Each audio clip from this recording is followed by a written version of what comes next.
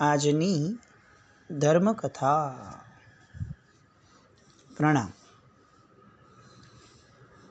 કાલિકાચાર્ય ઇતિહાસ છે ને નિમિત્ત વેતા દ્વિતીય કાલિકાચાર્ય કાલિકસુરી મહારાજ સાહેબના નામે ઓળખે છે. એવા એ આચાર્ય ભગવંતની શક્તિઓ એટલી અમાપ હતી. રાજબીજ છે, ક્ષત્રવટ લઈને આવ્યા છે, જન્મ્યા છે. અને એવી એક પણ કળાઓ એમની કુમાર અવસ્થામાં બાકી નથી રહી કે જેમાં એમણે મહારત હાંસલ ન કરી હોય. આપણે બધા અત્યારે વાણિયા મહાજન બધા વાણિયાઓ છે. એ જમાનો હતો કે જ્યારે જન્મથી ધર્મ નક્કી નહોતો થતો. એટલે જેને જૈન મત બરોબર સેટ થાય એ જૈન મતને પાળનારો જૈન ગણાતો. એટલે એ સમયે ધર્મ પાળનાર વ્યક્તિઓમાં શ્રાવક શ્રાવિકાઓમાં પણ શિથિલાચાર કમ્પેરેટિવલી ઘણો ઓછો, કારણ કે એને મત ફાવ્યો છે એટલે એને મત સ્વીકાર્યો છે. અત્યારે આપણી પરિસ્થિતિ થોડી અલગ છે. આપણને મત ફાવે છે, ધર્મ ફાવ્યો, પણ આજે નેક્સ્ટ જનરેશનને ઓછો ફાવ્યો, એનાથી નેક્સ્ટ આવશે એને ઓર ઓછો ફાવશે. એટલે પછી એ કદાચ જન્મે જૈન હોય, કર્મે જૈન હોય કે નહીં એ પણ પ્રશ્ન હોય. આજે પણ આપણે જોવા જઈએ તો ઘણી બધી જગ્યાએ આપણને જન્મે જૈન લોકોની અંદરમાં એમના કર્મ જોતાં આપણને ઘણીવાર અરેરાટી છૂટી જાય કે ખરેખર આ જન્મે જૈન વ્યક્તિઓ એ જૈન ધર્મને પામીને શું મેળવશે આ આખા ભાવમાં, જો આવી જ રીતે જીવશે તો. એટલે કર્મે જૈનવાળી જે થિયરી હતી એના કારણે આ કાલિકસુરી મહારાજ સાહેબ ક્ષત્રિય અને પરમાત્માના શાસનને પોતાના રુતબાથી જ નહીં પણ પોતાના પરાક્રમથી પણ જાળવી રાખવામાં પૂર્ણપણે સક્ષમ એવા ગુરુ ભગવંત. અને એમની હાજરીની અંદરમાં એમના સગા બેન મહારાજ અને એ સમયની સાધ્વીજી ભગવંતોની જે આખી એક બહુ મોટી પરંપરા, એમાંના બહુ મહત્ત્વના સાધ્વીજી ભગવંત, એમના શિષ્યાઓ પ્રવૃત્તિની કહી શકાય એ રીતને પદને ભોગવતા એવા સાધ્વીજી ભગવંત, એમનું અપહરણ થયું. અહીંયા કાલિકાચાર્યજીનો ગુસ્સો જે છે એમને સાંભળ્યું એવું તરત જ એમનો આક્રોશ એ એકદમ માથે ચડ્યો. આચાર્ય છે, જૈન શાસનનું રખોપું કરવું એ એમનું નૈતિક કર્તવ્ય છે. અને એમાં પણ સાધ્વીજીના શીલની રક્ષા એ તો સાવ સામાન્ય કહી શકાય એવા શ્રાવકની પણ આ બાબતની અંદરમાં પૂર્ણ તૈયારી હોય તો આ તો એ સમયના સૌથી વધુ નેતૃત્વ ધરાવતા યુગ પ્રધાન આચાર્ય ભગવંત. સમાચાર મળ્યા કે ગંધર્વસેને આ રીતે આ હદની નીચતા અને ક્રૂરતા ભર્યું આ કાર્ય કર્યું છે. સાધ્વીજી ભગવંતો તરત ભાગતા ભાગતા એમના તરફ આવ્યા હતા. એમને જણાવ્યું, મહાજનને ભેગું કર્યું અને નક્કી કર્યું કે આપણે બીજે દિવસે સવારે રાજ્યસભામાં જઈ અને રાજાને આ વસ્તુ બાબતમાં સમજાવવાનો અને એ બાબતમાં ચર્ચા કરવાનો પ્રયત્ન કરશું. એ સમયનું મહાજન જાણતું હતું કે આ ગંધર્વસેન એ સૌથી નિમ્ન કક્ષાનો માણસ છે, પણ તેમ છતાં પણ એણે જે કાર્ય કર્યું છે એ અત્યંત નિંદનીય છે અને એને સમજાવવાનો અને વાળવાનો પ્રયત્ન કમ્પલસરી કરવો જ જોઈએ એવું એ સમયનું મહાજન માનતું હતું. આખું અવંતી લગભગ ઉશ્કેરાયેલું પડ્યું હતું.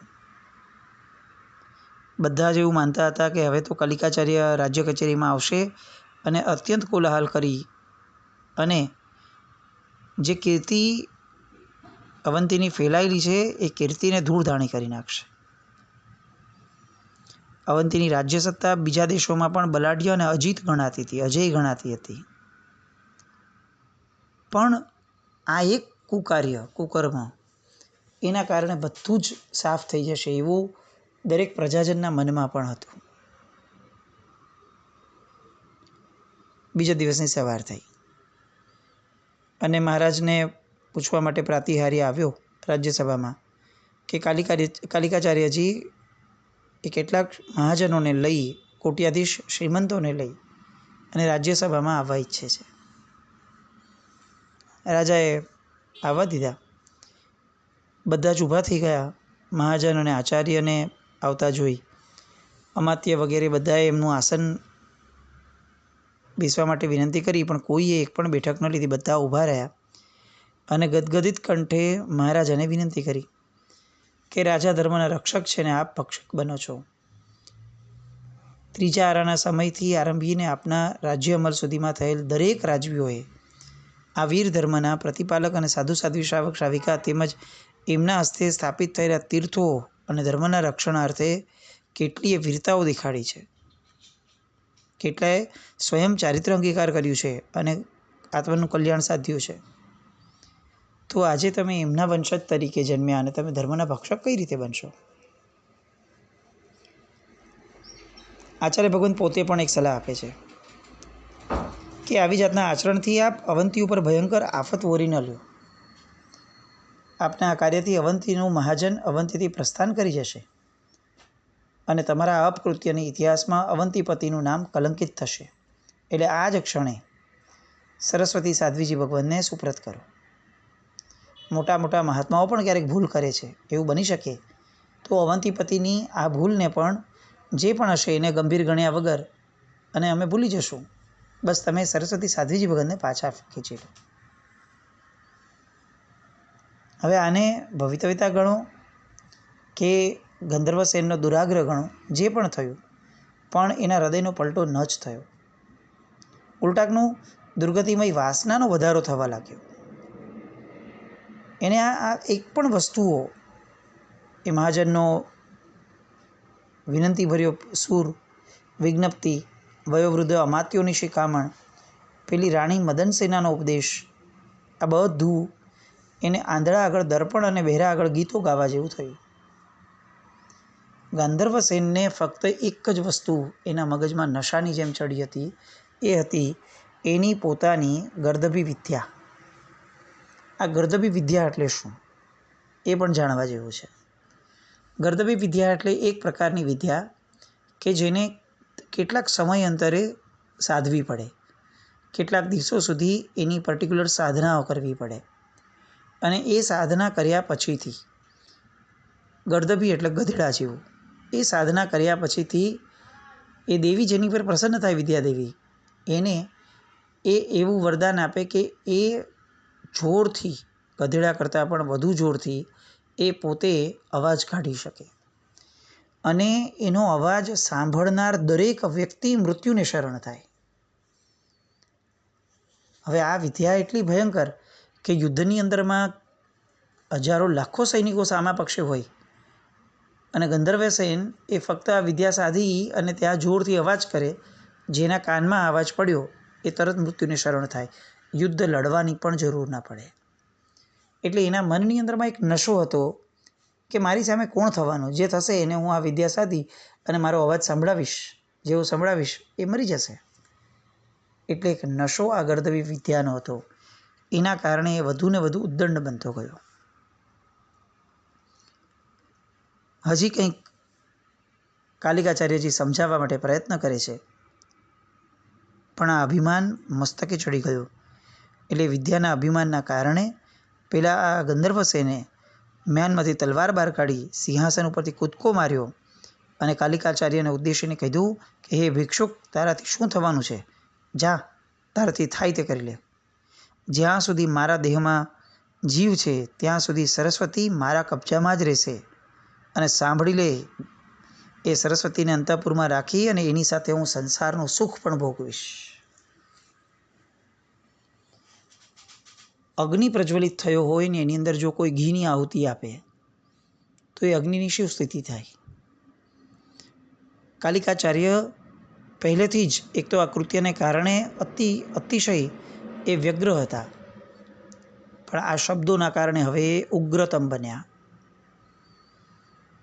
અને તેઓએ પંડિત ચાણક્યએ જે કર્યું હતું એ રીતે રાજ્ય દરબારનો ત્યાગ કરવાનું નક્કી કર્યું અને ત્યાં ને ત્યાં એમણે ભીષ્મ પ્રતિજ્ઞા પોતાની જાહેર કરી રાજાની સામે જ કે અન્યાયરૂપ કાદવના ભૂંડ સમાન આ દુષ્ટ નૃપનો રાજાનો જો હું ઉચ્છેદ ન કરું તો આ જીન ધર્મની હિલના કરનારા બ્રાહ્મણ બાળ પ્રમુખનો ઘાત કરનાર અને જીન ભીમને ઉત્થાપિત કરનાર પુરુષોના પાપથી હું લેપાવ.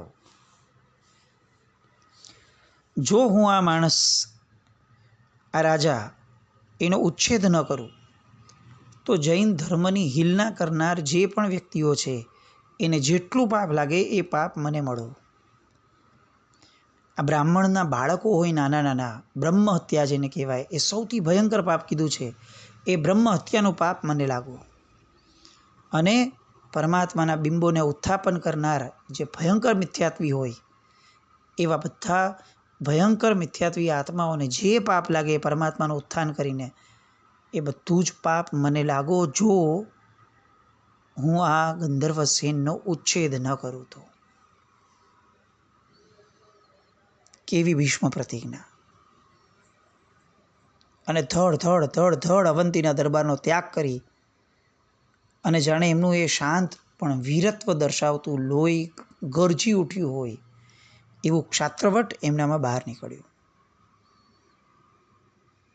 એવું ચોક્કસ કહી શકાય કે જો એ સમયે એમને એનો મુનિવેશ નડતો ન હોત તો કદાચ ત્યાં ને ત્યાં એમણે ગંધર્વ સેનના શિરનો ઉચ્છેદ કરી નાખ્યો હોત. આચાર્યની ગરિમા શું હોય, આચાર્યનો ગૌરવ કેવું હોય આચાર્યનું.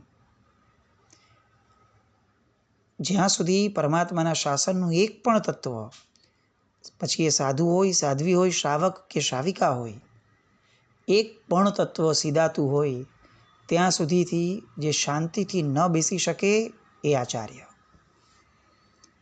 જ્યાં સુધી પરમાત્માના શાસનની અંદરમાં એક પણ તત્વ દુઃખી હોય અથવા સીધાતું હોય, પીડાતું હોય, ત્યાં સુધી પોતાના પદને બહુ વ્યવસ્થિત રીતે ભોગવી ન શકે તે આચાર્ય.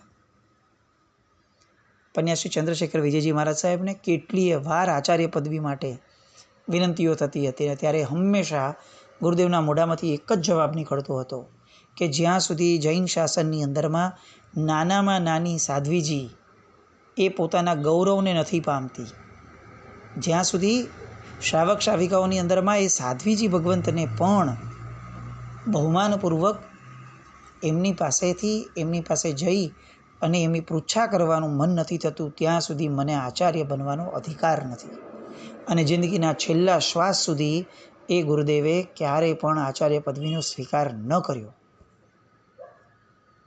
જો આ કાળની અંદરમાં એક પન્યાસ તરીકે બિરાજમાન રહેલા એવા ચંદ્રશેખર વિજયજી મહારાજ સાહેબની આ મનસ્થિતિ હોય તો જે યુગ પ્રધાન સંપુણ્ય લઈને આવ્યા હતા, જેમનું લોહી ઇટસેલ્ફ એક ક્ષત્રિયનું હતું, જેમનું ક્ષાત્રવટ એટલું જબરદસ્ત હતું કે ભલભલા મહારથીઓ પણ એમની સામે ઝૂકી જાય, એવા આત્માને પોતાની બહેન સાધ્વીજી છે એમ નહીં, જૈન શાસનની સાધ્વીજી છે એ અપમાન. અને બીજું સૌથી મહત્વનો હજી એક ભાગ કે ગંધર્વ સેનના મુખમાંથી પૂજ્ય આચાર્ય ભગવંત માટે ભિક્ષુક શબ્દ નીકળ્યો.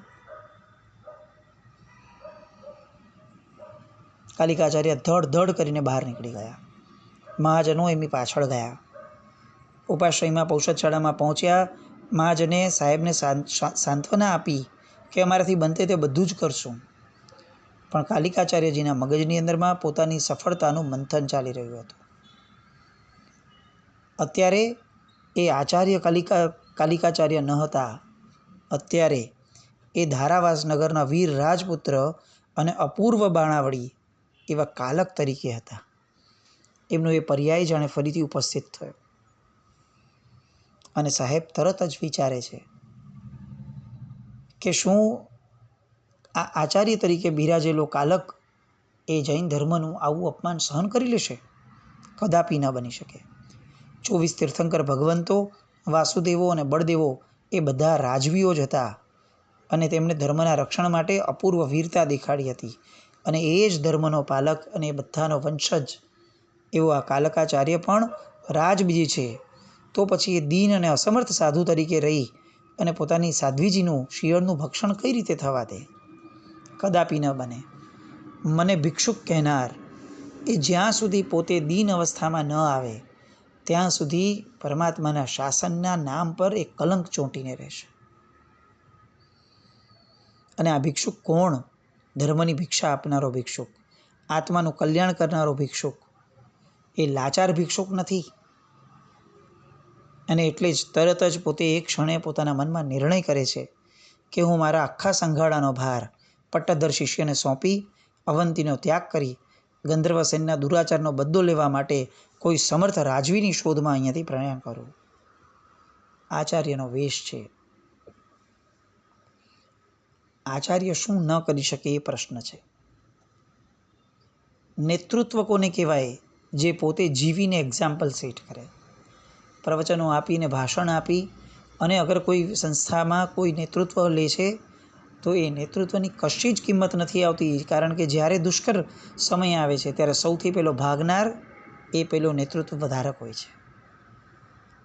નેતૃત્વ એ છે જે બોલે નહીં, જે જીવીને બતાડે. અને અહીંયા કાલિકાચાર્ય એ રોલ પ્લે કરવા માટે પૂર્ણતયા તૈયાર હતા.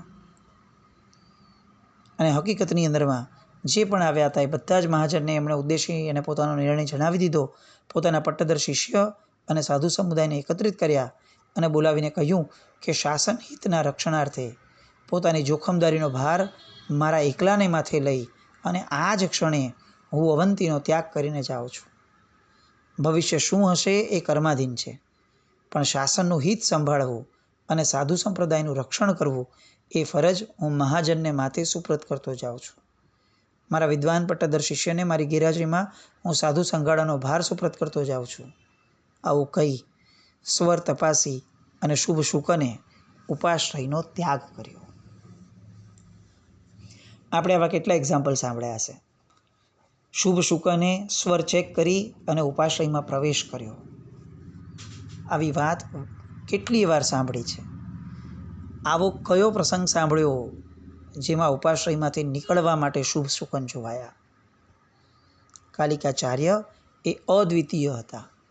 આખાને આખા જ પરમાત્માના શાસનની અંદરમાં કદાચ આવા આચાર્ય ભગવંત એક પણ નથી થયા કે જેમણે વિદ્વત્તા સાથે ક્ષાત્રવટને પણ બરોબર ન્યાય આપ્યો છે. પ્રસંગ આવ્યો એટલે પરમાત્માનું શાસન એ ક્યારે માયકાંગલું ન હોય.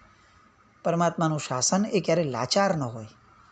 પરમાત્માનું શાસન એ હંમેશા મસ્તકને ઝુકાવીને નહીં, મસ્તકને ટકાવીને જીવનારું હોય. આપણે કોઈના મસ્તક વધેરવા નથી આવ્યા, પણ એનો અર્થ એ નહીં કે આપણે મસ્તક ઝુકાવીને બેઠા હોઈએ. કાલિકાચાર્ય એમના આ રીતના પ્રકરણથી એમની વિદાયથી ઉજ્જૈનની નગરીમાં અને સમસ્ત માળવામાં ખળભળાટ મચી ગયો. અવંતીની પ્રજાને એવું ચોક્કસપણે પ્રતીત થયું કે હવે અવંતીનું પતન નજદીકમાં જ છે. આ રાજાના પાપે અવંતીએ આખું ને આખું ફળ ભોગવવું પડશે. કાલિકાચાર્યના એ ભીષ્મ પ્રતિજ્ઞાના એ પ્રસંગ માટે લોકો એટલી હદ સુધી ગંભીર હતા કે સેંકડો નહીં હજારો લોકોએ અવંતીનો ત્યાગ કર્યો. ધીરે ધીરે અવંતીનો ત્યાગ કરીને પર્વતી માર્ગે ભરૂચ શહેર તરફ પ્રયાણ કરવા માંડ્યો. આ વિશ્વાસ હતો લોકોને કે જૈન સાધુ જ્યારે પણ મોઢું ખોલે ત્યારે એનું વચન ક્યારેય પણ મિથ્યા ન થાય એવો જ શબ્દ બહાર કાઢે. અગર કાલિકાચાર્ય આવો શબ્દ આપીને ગયા છે કે હું આ રાજાનો નાશ કરીને રહીશ, તો ચોક્કસપણે એ કરશે જ, કારણ કે જૈન સાધુ છે. આ ગુડવિલ હતી. આ ગુડવિલ આજે પણ હશે અને છે, પણ આપણામાં આ ગુડવિલ કેટલી? શ્રાવકોની અંદરમાં પોતાના શબ્દોની કિંમત કેટલી? લોકોની અંદર શ્રાવકો માટેની ઇમ્પ્રેશન શું? ક્યારે લોકો એવું બોલે નહીં ને કે આ પીળા ચાંદલાવાળાઓ એ કોઈ પણ નબળું કામ કરવા માટે તૈયાર હોય. આવો શબ્દ ન નીકળે ને, અને નીકળતો હોય તો એમાં નિમિત્ત આપણે નથી બનતા ને. શબ્દોની કિંમત શું હતી એ આ પ્રસંગથી ખબર પડે છે કે એક પણ વ્યક્તિને આચાર્ય ભગવંતે દુભવવાનો પણ વિચાર કે શબ્દ પ્રગટ નથી કર્યો. પણ અવંતીની પ્રજા જાણે છે કે આ કાલિકાચાર્ય એ શું તત્વ છે. શું સાહેબે એ સમયે પોતાની એક છાપ છોડી હશે. શું એ જુસ્સો અને તરવરાટ એમણે રાજ્યસભામાં દેખાડ્યો હશે. હજારો લોકો પલાયન કરી અને અવંતી છોડી અને ભરૂચના રસ્તે આગળ વધ્યા. એ લોકો ભરૂચ કેમ ગયા? કારણ કે ભરૂચની અંદરમાં બલમિત્ર અને ભાનુમિત્ર નામના બે બંધુ બેરડી રાજાઓ રહેતા હતા. લગભગ 43 વર્ષથી એઓ રાજ્ય કરતા હતા. નર્મદાની ઉત્તરે અવંતીની હદ હતી, તો દક્ષિણ બાજુએ આંધ્રની હદ હતી. આંધ્રપતિ જે મહારાજા હતા સાતવાહન, એ ચુસ્ત જૈન ધર્મી હતો અને એના રાજ્યમાં સંપ્રતિકાળથી જૈન ધર્મ એ રાષ્ટ્રધર્મ તરીકે પ્રતિષ્ઠા પામ્યો હતો. એ સમયે આંધ્રપતિનું પાટનગર પ્રતિષ્ઠાનપુર એટલે કે આજનું મહારાષ્ટ્રનું પૈઠણ એ ત્યારની એની રાજધાની હતી. સમસ્ત મહારાષ્ટ્ર, ઉત્તરમાં બિહાર, ઓરિસ્સા અને મગધ સામ્રાજ્ય એ બધું જ આંધ્રપતિના કબજામાં હતું. મગધના પાટલીપુત્ર ઉપર પણ આંધ્રપતિની ધજા એ સમયે ફરકતી હતી. આ બાજુ નાસિક, ત્રંબક અને કોંકણમાં નાલાસોપારા, આ બધા પ્રદેશો સુધી આંધ્રપતિ એ પોતે એના અધિપતિ હતા. 30 પ્રાંતોની અંદરમાં આંધ્રપતિની રાજ્ય સત્તા સ્થપાઈ ગઈ હતી અને એટલે એ સમયે બળવાન રાજ્ય સત્તા ગણાતી હતી. આ રાજ્ય સત્તામાંથી હવે આ કાલિકાચાર્ય કોને સિલેક્ટ કરે છે? ભરૂચની એ બંધુ બેલડીને, આંધ્રપતિને, અને જેને સિલેક્ટ કરે છે એની પાસેથી એ કરાવવા શું માંગે છે? આચાર્ય છે, ચાલવું હોય તો પણ નીચે જોઈને ચાલવાનું છે. એ વ્યક્તિ જીવનમાં કઈ રીતે મોટી હિંસાનો વિકલ્પ પણ કરી શકે, અને અગર કર્યો છે તો એને હવે નિભાવે છે કઈ રીતે? પરમાત્માના શાસનનો અનેકાંતવાદ, સ્યાદવાદ એ કેવો ગજબનો છે. એ બધી વાતો આવતીકાલ પર રાખીએ. જીના જ્ઞાવૃત કંઈ પણ બોલાય તો મિચ્છામિ દુક્કડમ. જૈનમ જયતિ શાસન.